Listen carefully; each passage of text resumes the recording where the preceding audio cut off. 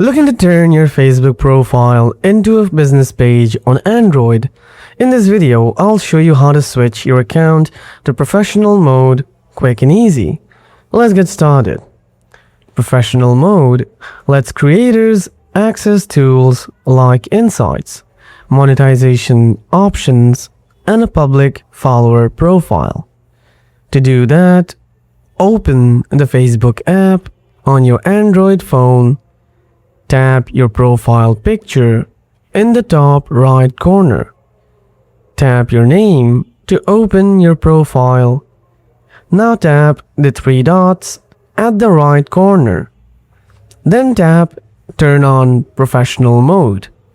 Review the details and tap Turn on to confirm.